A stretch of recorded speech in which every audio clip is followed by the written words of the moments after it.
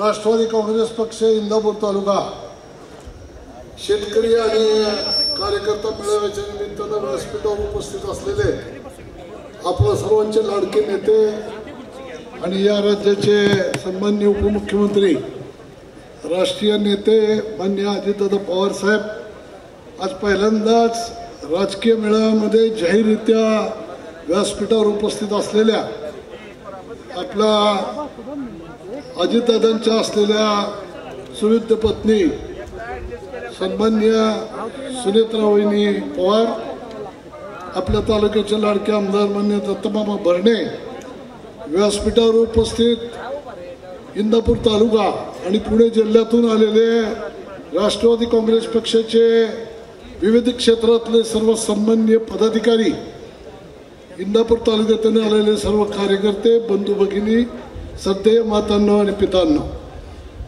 आज घड्याळ तेच पण वेळ नवी या असलेल्या कार्यक्रमात पहिल्यांदाच आज अजितदादा आपल्याला इंदापूर तालुक्यामध्ये राजकीय दृष्ट्या मार्गदर्शन करायला या ठिकाणी आलेले आहेत। देशभरामध्ये राज्यामध्ये जी परिस्थिती रोजच्या रोज बदलते, तो बदल, ती परिस्थिती आपल्या सर्वांना या ठिकाणी माहिती आहे। त्यावरती मी अधिकचं भाष्य करणार नाही, कारण हे आपल्या सर्वांना सगळ्या गोष्टी माहिती आहे। आज आपल्या इंदापूर तालुक्याच्या दृष्टीनं आपण ज्यांच्या पाठीशी खंबीरपणे उभं राहतोय, किंबहुना आपण ज्यांची योग्य पद्धतीची निवड केली आणि त्यांच्या पाठीशी उभारण्याचा निर्णय घेतला, त्याबद्दल इंदापूर तालुक्यातला आमचे असलेले आमदार दत्तमामा भरणे आणि आपल्या सर्व पदाधिकारी कार्यकर्त्यांचं मी या ठिकाणी जिल्हाध्यक्ष नात्यानं मनापासूनचे आभार व्यक्त करतो। आभार यासाठी व्यक्त करतो की येणाऱ्या 50 वर्ष पुढचा आमचा काही दृष्टिकोन असला पाहिजे। इथं बसलेला अडाणी असो, अगर खूप शिकलेला असो, प्रत्येकाला काही ना काहीतरी विजन असतं, काही ना काहीतरी एक दृष्टी असते पुढची।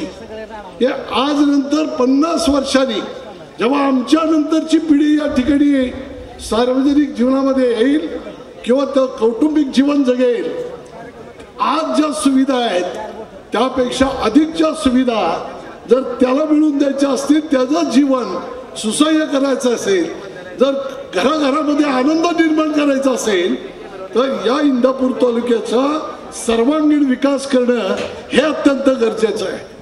इथं राजकारण करायचं का विकास करायचा हा खरं विषय महत्वाचा होऊन बसलेला आहे। राजकारण करण्यासाठी अनेक मंडळी आहेत, पण नुसतं राजकारण करून भावनेच्या आहारी जाऊन चालत नाही।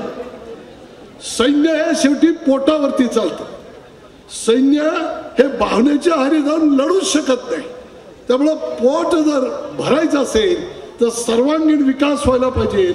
या तालुक्यातला आमचा शेवटचा मनुष्य आहे, जो दिनदुबळा आहे, गरीब आहे, दलित आहे, पीडित आहे, शोषित आहे, या सगळ्यांना न्याय मिळाला पाहिजे। यांच्या प्रत्येकाच्या घरामध्ये विकासाची गंगा कुठल्या ना कुठल्या मार्गाने पोहोचली पाहिजे।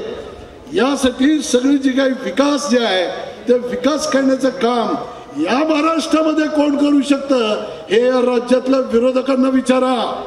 तो विरोधक सुद्धा छतीटाकपणे सांगतो या अजितदादा सारखं नेतृत्व दुसरं कुठलंही विकास करू शकत नाही। त्यामुळे विकासाचा एक पोलादी पुरुष म्हणून आज संपूर्ण महाराष्ट्राच नाही तर या देशाचं 1 नंबरचं नेतृत्व सन्माननीय पंतप्रधान मोदी साहेब सुद्धा अजितदादांचं जाहीररित्या कौतुक करतात। आणि त्यामुळं सन्माननीय मोदी साहेब सुद्धा अजितदादांवरती पूर्वीपासून प्रेम करत आले। आज जी दादांनी भूमिका घेतली ती या महाराष्ट्राच्या कल्याणाकरता आहे। दादांनी जी भूमिका घेतली हे राज्य पुढे घेऊन जाणं, ही जनता सुखी करणं आणि ही जनता सुखी करत हे राष्ट्र बलवान करणं आमचं प्रत्येकाचं कर्तव्य असलं पाहिजे। नेशन फर्स्ट, राष्ट्र प्रथम, हे राष्ट्र जर आपल्याला बलशाली केलं तर जगामध्ये तिसरी महासत्ता म्हणून आपल्याला या ठिकाणी भारत देशाला उभं करता येऊ शकतं। मग हे कोण करू शकतं? हे कोण करू शकतं? इथं बसलेल्या प्रत्येकाच्या मनामध्ये आहे। या तालुक्यातल्या विरोधकांना सुद्धा माहिती आहे हे आज कोण करू शकतं। आज त्या ठिकाणी जे मोदी सरकार जिथं भक्कमपणे काम करत आहे, राष्ट्रीयत्वाला प्राधान्य देऊन जे काम करत आहे, ते राष्ट्रहित डोळ्यासमोर ठेवून अजितदादांनी त्या ठिकाणी मोदी साहेबांच्या पाठीशी उभा राहायचा निर्णय घेतला। अरे या देशामध्ये दोन मतप्रवाह उभे राहिले, एक एनडीए आणि एक यूपीए। आज विविध पक्ष विविध संघटना या दोन भागामध्ये विभागल्या गेल्या। काय बिघडलं? अजितदादांनी आज मोदी साहेबांच्या पाठीशी उभा राहायचा निर्णय घेतला। त्यांच्या भाषणामध्ये ते विस्तृत सांगतीलच की त्यामधून भारताची असलेली जगातली स्थिती आज किती भक्कम झाली आहे हे या ठिकाणी आम्ही सर्वजण रोज अनुभवतोय, रोज दूरचित्रवाणीवरती बघतोय, रोज पेपरमध्ये वाचतोय। आज या महाराष्ट्राच्या पुढे असंख्य प्रश्न आहेत, त्या प्रश्नाची सोडवणूक वेळेमध्ये, मी पुन्हा एकदा सांगतो, वेळेमध्ये करणं खूप महत्वाचं आहे। वेळ जर निघून गेली तर काही उपयोग होत नसतो। म्हणून या ठिकाणी दादांनी बरोबर वेळेमध्ये निर्णय घेतलेला आहे आणि जर टायमिंग जर संपलं, टायमिंग जर हुकलं तर क्लीन बॉल्ड होतं। त्यामुळं क्रिकेटच्या खेळामध्ये जसं टायमिंग महत्वाचं आहे तसं राजकारणात सुद्धा टायमिंग महत्वाचं आहे। आज जगामध्ये भारत देशाची घोडदौड ही प्रचंड वेगाने होते, सगळं जग आपल्याकडं या ठिकाणी पाहतंय। अशा वेळेला कालावधी न घालता या देशातलं महत्वाचं राज्य कुठलं? महाराष्ट्र। हा महाराष्ट्र जर सक्षम झाला, राष्ट्र सक्षम होत आहे। म्हणून महाराष्ट्राला सक्षम करणं, एक नंबरला घेऊन जाण्याचं सामर्थ्य या असलेल्या राज्यामध्ये जे समर्थ नेतृत्व जे आहे ते तुमचं आमचं अजितदादा सारखं नेतृत्व आहे। म्हणून दादांनी घेतलेली भूमिका ही योग्य भूमिका आहे आणि या भूमिकेच्या पाठीशी उभं राहणं आमचंही कर्तव्य आहे। आणि हा इंदापूर तालुका आमचा सर्वांगीण विकास करता करता राष्ट्राचं हित डोळ्यासमोर ठेवून चालणारा राष्ट्रवादीचा पक्का बालेकिल्ला आहे। त्यामुळं आम्ही ज्या दादांना स्वीकारलं ते विचारानं स्वीकारलंय, भावनेच्या आहारी जाऊन स्वीकारलेलं नाही, विचाराने स्वीकारलेलं आहे। त्यामुळे दादांचा निर्णय योग्य आणि दादासारखं नेतृत्व रोखोक आणि सगळ्या गोष्टी विकासाच्या, तुम्हाला आम्हाला माहिती आहे बर्डे मामा या ठिकाणी आपल्याशी तो विषय बोलतील, पण मला आपल्या सर्वांना या ठिकाणी सांगायचं आहे, उद्याच्या असलेल्या लोकसभेच्या निवडणुकीत दादा जो देतील तो उमेदवार, दादा जे सांगतील ते धोरण आणि दादा जे बांधतील ते तोरण, या पद्धतीने इंदापूर तालुका सक्षमपणे उभं राहील। आमच्या तालुका अध्यक्षांनी आता इथं 50,000चं लीड हे फक्त आणि फक्त राष्ट्रवादी काँग्रेस पक्षाचं सांगितलं, पण आमचे मित्र पक्ष हे सुद्धा आमच्या बरोबर आहेत। आमच्या या मित्र पक्षांनी सहकार्य केलं तर हे लीड वहिनी साहेब लाखाच्या पुढे नक्कीच जाईल, एवढं तुम्हाला खात्रीपूर्वक सांगतो। हा तालुका अत्यंत हुशार असलेला तालुका आहे आणि त्यामुळं तुम्हा असलेल्या कुटुंबावरती एक कुटुंब आमचं एकटं पडलं वगैरे दादांनी बोलू नये, हे सारं जे आहे हे तुमचं कुटुंब आहे। त्यामुळे हे कुटुंब तुम्हाला कधी एकटं पडू देत नसतं, हे कायम लक्षात ठेवा। त्यामुळं आपण या तालुक्यामध्ये जसं बारामतीची डेव्हलपमेंट आहे तशी इंदापूर तालुक्याची डेव्हलपमेंट करण्याच्या दृष्टीने सुद्धा दादा ज्या पद्धतीनं कार्यरत आहे, 2,500 कोटी रुपये विकासाला इंदापूर तालुक्यात आणून दिले।